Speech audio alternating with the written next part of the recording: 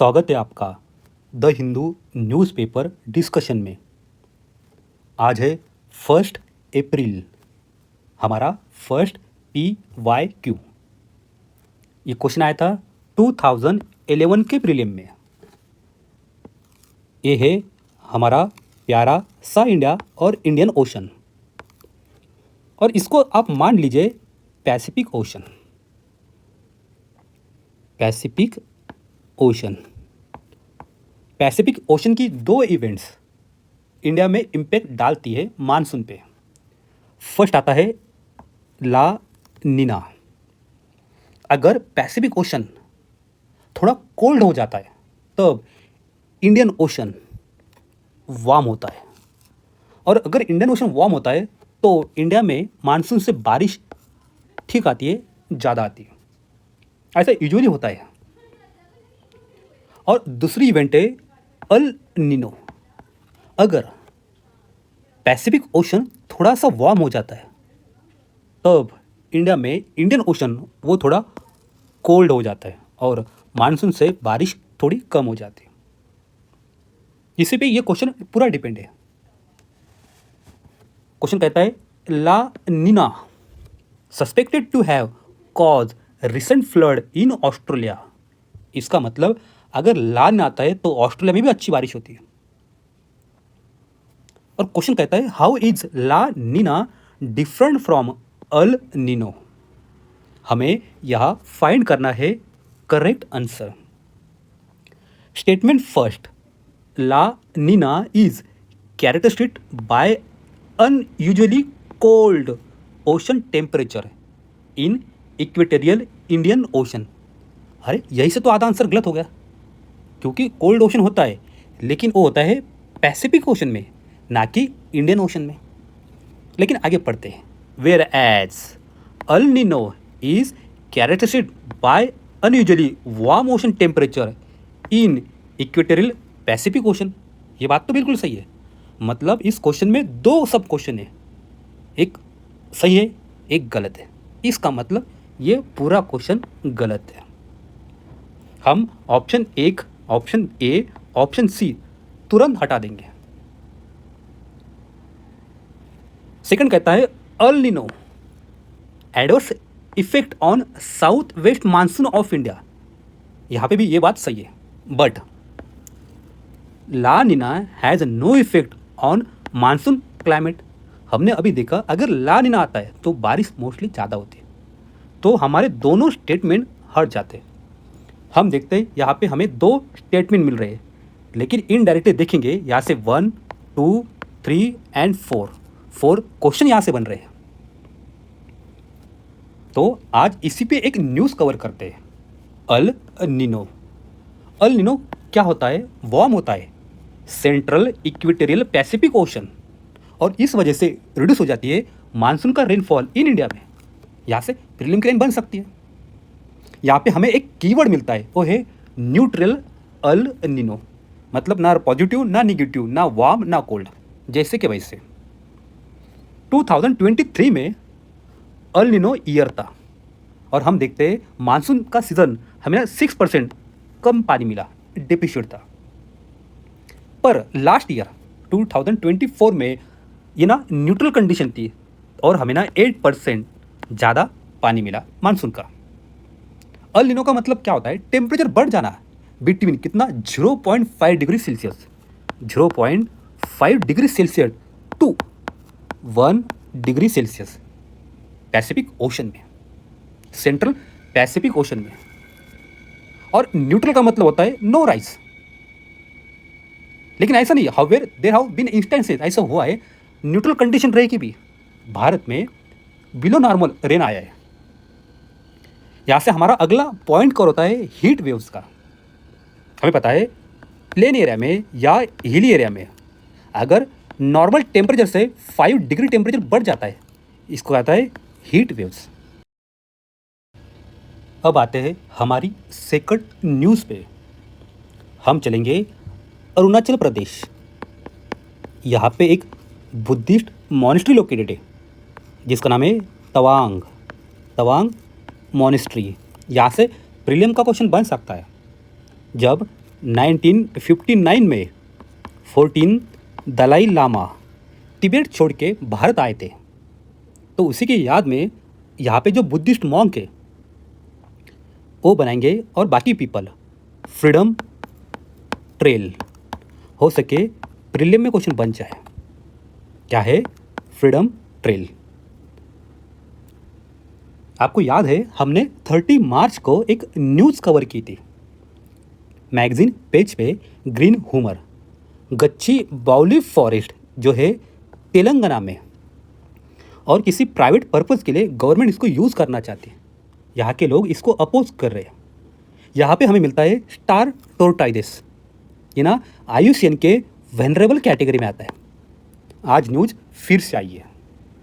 कंचा गच्ची बाउली ये आता है तेलंगाना में। यहाँ पे ना एक एनिशियंट रॉक फॉर्मेशन हमें यहाँ पे मिलता है। हो सके इस पे प्रीलिम में क्वेश्चन बने। अब ये न्यूज़ क्या है हम इसके डिटेल में बिल्कुल नहीं जाना है, और UPSC वहाँ से पूछेगी भी नहीं।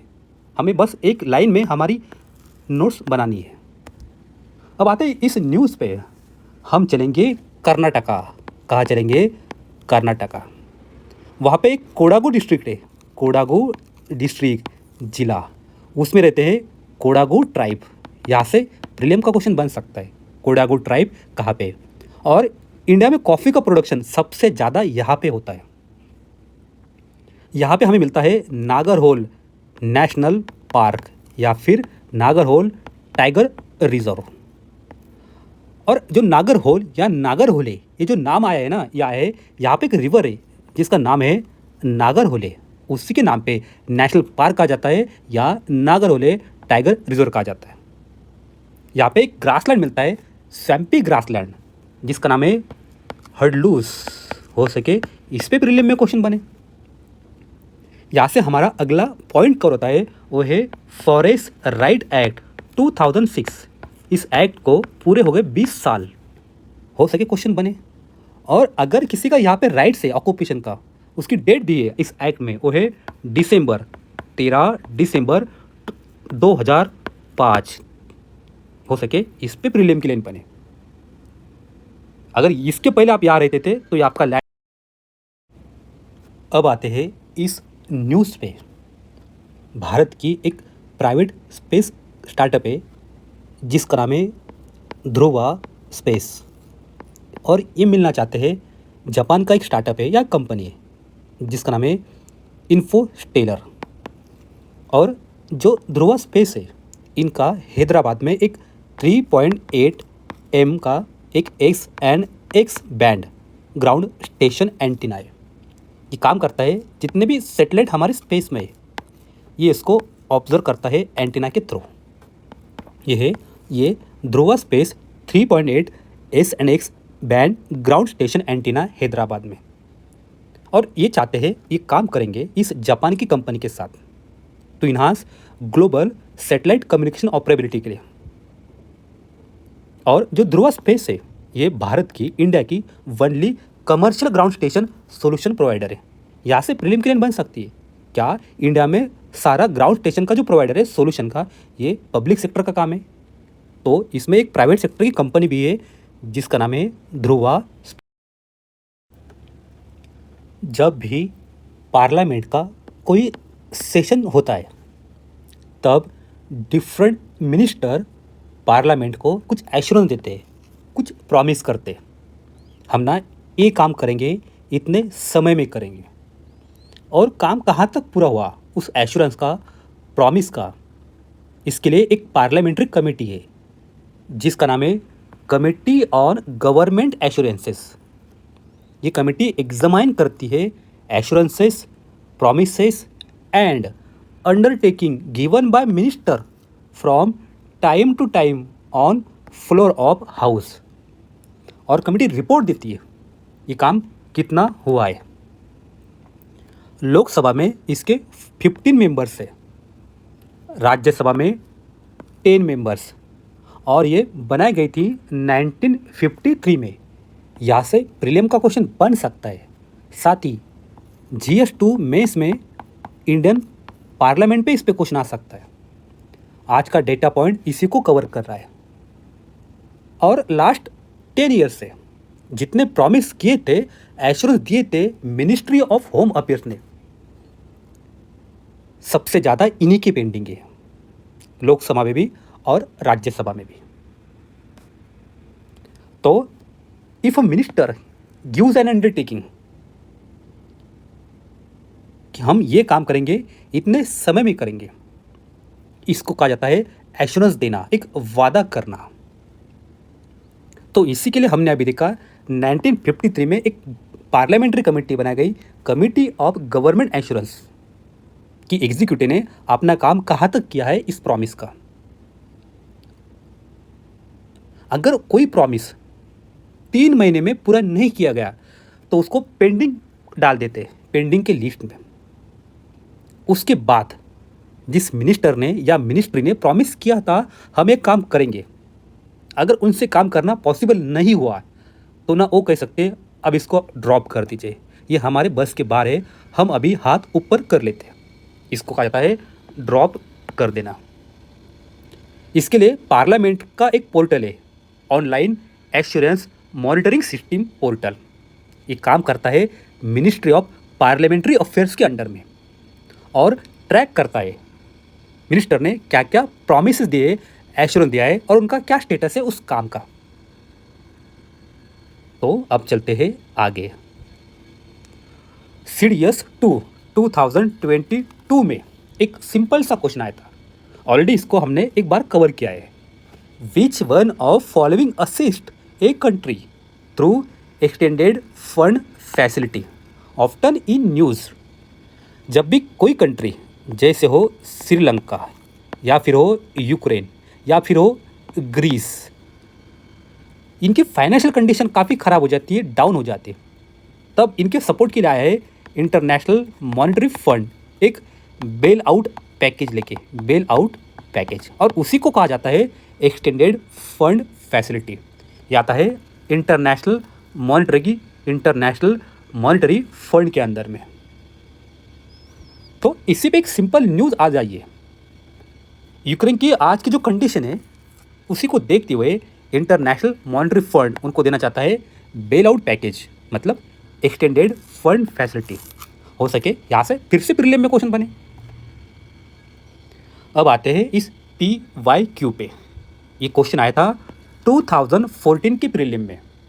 Consider following countries: Denmark, Japan, Russian Federation, United Kingdom and United States of America. Which of above are members of Arctic Council. ये है हमारी प्यारी अर्थ, ये है आर्कटिक लाइन, ये है अंटार्कटिक लाइन, और जिस भी कंट्री की सीमा यहाँ से टच करती है वो है इसके मेंबर्स आर्कटिक काउंसिल के। और ऐसी कोई अंटार्कटिक काउंसिल नहीं है, बस है आर्कटिक काउंसिल। डेनमार्क को हमने 2-3 बार कवर किया। जब ग्रीनलैंड को कैप्चर करना चाहता है यूनाइटेड स्टेट, ग्रीनलैंड अंदर आता है डेनमार्क के कंट्रोल में। ये लगता है आर्कटिक लाइन से, इसका मतलब ये मेंबर है आर्कटिक काउंसिल का। हम ऑप्शन बी हटा देंगे। क्या जापान की सीमा आर्कटिक काउंसिल से लगती है आर्कटिक लाइन से? बिल्कुल नहीं, जापान थोड़ा नीचे आता है, इसको हटा देंगे, हमारा ऑप्शन ये हट जाता है। ऑब्वियसली रशिया की सीमा तो लगती है आर्कटिक लाइन से, तो हमारा सी भी हट जाता है। इसका मतलब आर्कटिक काउंसिल में हमारे क्वेश्चन के हिसाब से Denmark, Russia and United States of America इतने मेंबर्स हैं। यूके भी मेंबर नहीं है। और अभी एक क्वेश्चन देखते हैं 2022 का। With reference to United Nation Convention on law of Sea UNCLOS. ये तो हमेशा न्यूज़पेपर में रहता है और फाइंड करना है correct answer. Statement first, a coastal state, state का मतलब राज्य नहीं, एक कंट्री, नेशन, एक देश, right to establish breath of territorial sea up to limit not existing 12 nautical miles. ये बात बिल्कुल सही है। कोई भी कंट्री अपने बेस लाइन से 12 नॉटिकल माइल तक अपना टेरिटोरियल सी का कंट्रोल कर सकती है। ये हमने बहुत बार पढ़ा है और हमारे एनसीईआरटी में भी है। जो मेजर किया जाता है from base line determine in accordance with convention, ये बात बिल्कुल सही है। हम ऑप्शन बी हटा देंगे। सेकंड स्टेटमेंट कहता है ships of all states whether coastal और लैंड लॉक, मतलब किसी भी कंट्री की कोई भी जहाज वहाँ से जा रहा है तो उसको राइट है चुपचाप जाने का वहाँ से, किसी भी कंट्री के टेरिटोरियल सी से। हाँ, जा सकते हैं, कोई बात नहीं। हम सी को हटा देंगे क्योंकि वो इंटरनेशनल वाटर है, आप जाइए, कोई इशू नहीं है, सबके लिए खुला है, बस आप पीसफुल जाइए, नहीं तो आप जाएंगे और पायरेट्स ऑफ कैरिबियन बन जाओगे तो दिक्कत हो सकती ना। थर्ड स्टेटमेंट पे आते हैं, exclusive economic zone EEZ shawl not extend behind 200 nautical miles. आपका जो बेस लाइन है उसमें वहाँ से लेके 200 नॉटिकल माइल तक किसी भी कंट्री का आता है EEZ exclusive economic zone from base line with the breath of territorial sea is measure. ये बात भी बिल्कुल सही है। हमें यहाँ पे हमारा आंसर मिल जाता है और उसके बाद शुरू होता है हाई सीज। अब कॉन्टिनेंटल शेल्फ क्या है, इसके लिए आपने ज्योग्राफी पॉइंट पढ़ा होगा, जहाँ पे सडन डाउन हो जाता है कॉन्टिनेंट का। तो इसी पे ना अभी हमने जो 2 PYQ कवर किए, इसको कवर करेंगे टेक्स्ट एंड कॉन्टेक्स्ट पेज पे। हम बात करेंगे कोल्ड वार की। कोल्ड वार हमें पता है यह है आर्टिक रीजन, दुनिया का मतलब हमारे अर्थ का सबसे नॉर्थ ईस्ट एरिया है, पॉइंट है। और जैसे जैसे क्लाइमेट चेंज हो रहा है, यहाँ का जो आइस शीट है ना, आइस क्या वो पिघल रहा है, तो नया स्ट्रैटेजिक अपॉर्चुनिटी बन सकती है हमारे ग्लोबल पावर के लिए। ये है आर्टिक सर्कल। अगर एक बार यहाँ की बर्फ़ पिघल जाती है, मेल्ट हो जाती है, यहाँ पे हो सकते हैं fossil fuel, rare earth elements और फॉस्फेट, कॉपर और फिशिंग के लिए एक बड़ा ग्राउंड है। आज यहाँ पे काफ़ी बर्फ़ है तो ये सारे रिसोर्स निकालना काफ़ी दिक्कत की बात है और साल भर ये यहाँ पे खुला भी रहता नहीं। लेकिन क्लाइमेट चेंज की वजह से इसका जो एटमॉस्फेयर है, जो इन्वायरमेंट है, वो डिस्ट्रॉय हो सकता है। उसके बाद यहाँ के जो रिसोर्स है या फिर ट्रेड रूट है, ये सबके लिए ओपन हो सकते हैं।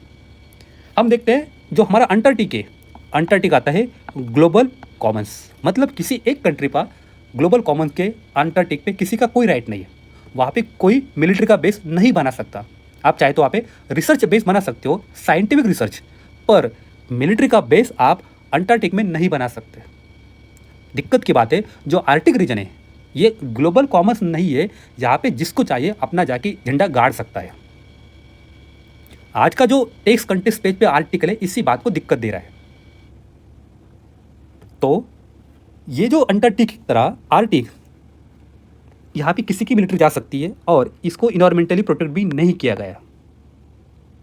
आर्टिक को हम गवर्न करते हैं अन क्लॉज के द्वारा, UN convention on law of the sea, इस आर्टिकल के द्वारा, कन्वेंशन के द्वारा ये अलो करता है किसी भी नेशन को आप क्लेम कर सकते हो इस एरिया पे, अगर आपकी टेरिटरी 12 नॉटिकल माइल या उसके जाके 200 नॉटिकल माइल कवर करती है तो आपका एरिया बन सकता है। पर रशिया, अमेरिका, कनाडा, ये जो कंट्री है, इनके एरिया ओवरलैप हो रहे हैं एक दूसरे से। वो तो मैरिटाइम क्लेम कर रहे हैं कि भाई ये एरिया हमारा है, ये एरिया हमारा है। इस वजह से यहाँ पे ना मिलिट्री का टेंशन काफ़ी बढ़ रहा है। हम देखते हैं जो आर्टिक है, इनके लिए एक आर्टिक काउंसिल है और इसमें आते हैं टोटल 8 मेंबर्स।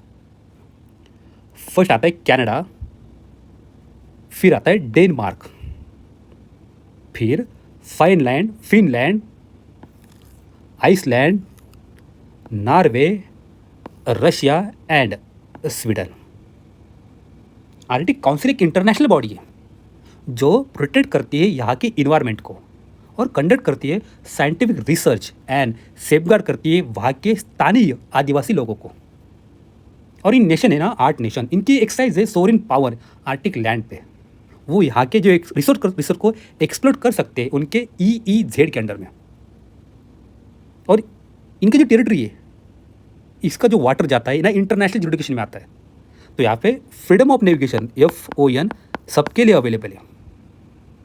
हमने अभी देखा जो अनक्लॉज है, कोई भी नेशन क्लेम कर सकता है अपने एक्सक्लूसिव इकोनॉमिक जोन के लिए जो उसके बेस लाइन से 200 नॉटिकल माइल तक हो।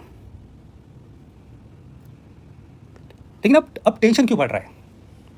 हमने लास्ट टाइम देखा था जो US के अभी प्रेसिडेंट आए नए, वो चाहते हैं हम ना ग्रीनलैंड को अक्वायर कर लेंगे डेनमार्क से। ये दिक्कत का कारण है। हमने देखा था ग्रीनलैंड की खुद की पार्लियामेंट है, लेकिन वो इनडायरेक्टली उसको कंट्रोल करते हैं डेनमार्क। यहाँ से प्रीलिम की लाइन बन सकती है। सेकंड पॉइंट आता है US ने कहा कनाडा हमारा स्टेट है। उनकी कंट्रोवर्शियल कमेंट हमने लास्ट टाइम कवर की थी। और दोनों नेशन का डिस्प्यूट चल रहा है नॉर्थ वेस्ट पैसेज पे। अब प्रीलिम में मैपिंग का क्वेश्चन बन सकता है नॉर्थ वेस्ट पैसेज किसको कनेक्ट करता है। ये है नॉर्थ पोल आर्कटिक ओशन का, ये आता है कनाडा। जो नॉर्थ वेस्ट पैसेज है वो कनेक्ट करता है पैसिफिक ओशन को अटलांटिक ओशन से। ये जाता है बेरिंग सी, फिर अलास्का जो आता है US के अंडर में, फिर बैंक्स आइलैंड, फिर Victoria Island and Baffin Bay and Atlantic Ocean. Mapping का क्वेश्चन यहाँ से आ सकता है। और ये एक पोटेंशियल आर्कटिक शिपिंग रूट है जो कनाडा के पार्ट में आता है। कनाडा कहता है ये जो पैसेज है ये हमारे इंटरनल वाटर का पार्ट है, तो हम ग्रांट देंगे किसी कंट्री की नेविगेशन के लिए। लेकिन अमेरिका कहते हैं नहीं भाई, ये ना इंटरनेशनल ज्यूरिडिक्शन के अंडर में आता है, हम भी यहाँ से जाएंगे। फिर रशिया की अलग ही बात है। वो कहते हैं जो स्वेलबर्ड आइलैंड है जो आज के नॉर्वे के आइलैंड अंडर में आता है, आइलैंड के अंडर में नॉर्वे के, रशिया चाहता है इस पे अब हमारा कंट्रोल हो। तीन यहाँ पे डिस्प्यूटेड पॉइंट हमने देखे। एक आता है डेनमार्क वाला, एक आता है कनाडा वाला जो है नॉर्थ वेस्ट पैसेज, थर्ड आता है ये स्वेलबर्ड आर्कटिक आइलैंड। और जो आर्कटिक काउंसिल है इसके टोटल 8 मेंबर्स है एंड कुछ ऑब्जर्वर इसमें आते हैं। ऑब्जर्वर पर्यवेक्षक, जिसमें आता है हमारा प्यारा इंडिया। यहाँ से प्रीलिम की लाइन बन सकती है। भारत इसका एक पर्यवेक्षक है, ऑब्जर्वर स्टेटस है। यहाँ पे हमें गैप दिखता है GIUK gap, Greenland island UK। एक क्रिटिकल चोक पॉइंट है यहाँ पे आर्कटिक में। हो सके इस पे मैपिंग का क्वेश्चन बने या प्लेसेस इन न्यूज़ का क्वेश्चन बने। यहाँ पे हमने देखा ढेर सारे नेचुरल रिसोर्स है। ये कवर करता है 13% दुनिया का oil reserve, 30% natural gas reserve. Greenland हमने कवर किया था जहाँ पे अगर 33 रेयर अर्थ एलिमेंट्स है, 23 कहाँ मिलते हैं? सिर्फ ग्रीनलैंड में। एक बार अगर ये आइस मेल्ट हो जाता है तो नया कमर्शियल ट्रेड रूट ओपन हो सकता है जो है नॉर्थ ईस्ट पैसेज, जो रशिया के आर्कटिक कोस्ट को कवर करता है और बेरिंग स्ट्रेट से नॉर्वे तक जाता है, जो टाइम कम करेगा। अगर ईस्ट एशिया से आपको यूरोप जाना है तो आपको लगता है 8000 किलोमीटर का सफ़र, पर अगर आप इसको यूज़ करेंगे आपका टाइम बच जाएगा। हो सके इस पर प्रीलिम में क्वेश्चन बने या मेंस में क्वेश्चन बने। आर्कटिक एंड कोल्ड वार, या इसमें इंडिया का क्या रोल है और हमारी पॉलिसी भी आई थी आर्कटिक पॉलिसी, हो सके इस पे क्वेश्चन बने। अब आते हैं इस न्यूज़ पे। हर स्टेट का क्या फाइनेंस चल रहा है, कहाँ से पैसा आ रहा है, कहाँ पे खर्च हो रहा है, इसका एक जगह पे कोई डाटा नहीं है। हर स्टेट का डाटा अपने अपने पास है, लेकिन कोई सेंट्रल डाटा नहीं है। इसी को ध्यान में रखते हुए हमारे नीति आयोग ने और NCAER इन्होंने एक पोर्टल बनाया है जिसका नाम है नीति NCR states economic forum portal. हो सके इस पे प्रीलिम की लाइन बने। ये किसने बनाया है और क्या काम करता है? इसमें डाटा कवर रहेगा 1991 से टू 2023 तक हर स्टेट का। इसके 4 मेन कंपोनेंट आते हैं इस पोर्टल के। फर्स्ट आता है स्टेट रिपोर्ट, दूसरा आता है डाटा डिपोजिटरी, थर्ड आता है स्टेट का fiscal and economic dashboard, and fourth आता है research and commentary. State report देखता है किसी भी स्टेट का माइक्रो एंड फिस्कल लैंडस्केप को। डायरेक्टरी डाटा रिपोजिटरी यहाँ पे कंप्लीट डाटाबेस है 5 वर्टिकल का, जिसमें किसी स्टेट की demography, economic structure, physical, health and education. फिर आता है किसी स्टेट का फिजिकल एंड इकोनॉमिक रिप्रेजेंटेशन, और आखिरी में आता है रिसर्च में इस स्टेट का फाइनेंस और क्रिटिकल एस्पेक्ट क्या है उस स्टेट की पॉलिसी के। हो सके इस पे एक मेंस का क्वेश्चन बन जाए।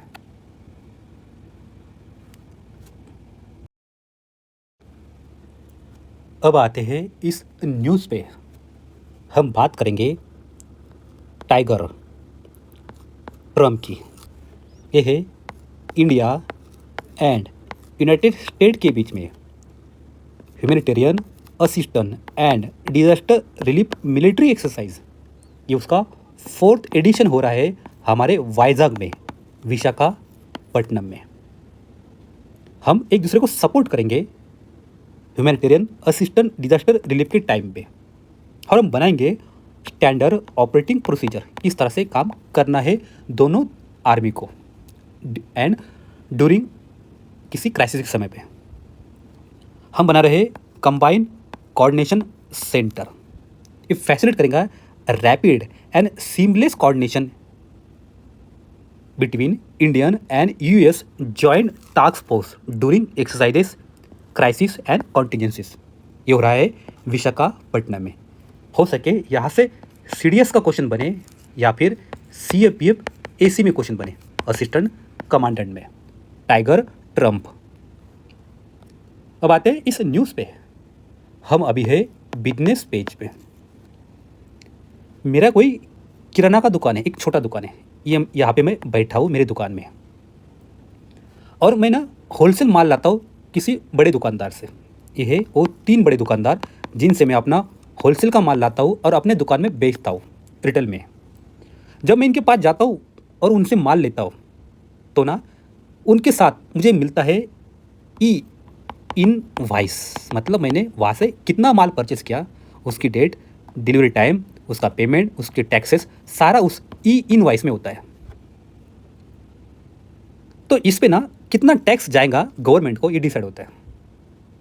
इसके लिए एक पोर्टल आता है जिसका नाम है GSTN नेटवर्क। आज की न्यूज़ इसी बात को कवर करती है, GST ई इनवाइस। 2020 में हमने इसको शुरू किया था। GST के अंडर में अगर किसी कंपनी का टर्नओवर मोर देन 500 करोड़ है तो ना ये इसके अंडर में रहेंगे। उसके बाद फिर से एक्सटेंड किया और हमने कहा 100 to 500 करोड़ का अगर किसी का टर्नओवर है तो ये इसके अंडर में रहेंगे। आपको अपना ई इनवाइस GSTN पोर्टल पे अपलोड करना होगा। अभी आज से अप्रैल 1 से जो बिजनेस हाउसेस है इनको नए रूल के हिसाब से अपना GST इनवाइस 30 दिन के अंदर में इस पोर्टल पे अपलोड करना होगा। तो अगर आपने बिजनेस टू बिजनेस ट्रांजैक्शन किया है तो टैक्स पेयर उनके कस्टमर को ये पोर्टल भेजेंगे, ये इनवाइस, और इसको पोर्टल पे डाल देंगे और आपको मिलेगा एक यूनिक इनवाइस रेफरेंस नंबर। 30 दिन के अंदर करना होता है। और ये जो सिस्टम हमारी, ये एक दुनिया की सिस्टम है, इंटरनेशनल स्टैंडर्ड उस पर काम करती है। इसको कहा जाता है UBL या फिर PEPPOL। अब प्रीलिम में क्वेश्चन बन सकता है UBL या ये पीपल है क्या। अब ये एक्चुअली है क्या मुझे भी पता नहीं, यूपीएससी पूछेंगी भी नहीं, बस ये लाइन डाल देंगी और पूछेंगी ये किससे रिलेटेड है। अब चलते हैं इस न्यूज़ पे। हम चलेंगे फ्रांस, पेरिस। यहाँ से प्रीलिम का क्वेश्चन बन सकता है। वहाँ के एक पॉलिटिशियन है जिनका नाम है मैरिन ला पेन। इनकी पार्टी है नेशनल रैली। वहाँ के कोर्ट ने इनको 5 ईयर तक किसी भी पब्लिक ऑफिस को लेने से मना कर दिया है। इन्होंने कुछ क्राइम किया होगा। अब क्या क्राइम किया इस पर यूपीएससी क्वेश्चन नहीं पूछी। इवेंट क्या है, कहाँ हुई है, इतना हमारे लिए इंपॉर्टेंट है। मरीन ला पेन। अब आते हैं हमारी लास्ट न्यूज़ पे। हम चलेंगे रफा सिटी। रफा प्लेसेस इन न्यूज़ का क्वेश्चन बन सकता है। ये है गादा स्ट्रिप, ये है रफा क्रॉसिंग जो जस्ट आती है इजिप्ट के अंडर में एंड आती है गाज़ा के एंड इजिप्ट के बॉर्डर पे। यहाँ से सेकंड क्वेश्चन बन सकता है मैपिंग का, खान यूनिस प्लेसेस से न्यूज़ में ये क्वेश्चन आ सकता है। और हमने देखा था जो भूमध्य सागर है, मेडिटेरियन सी, इसकी बॉर्डर टच करती है इजराइल से, साथ ही इजिप्ट से। आज के लिए इतना ही है। Thank you. पढ़ते रहिए, बढ़ते रहिए।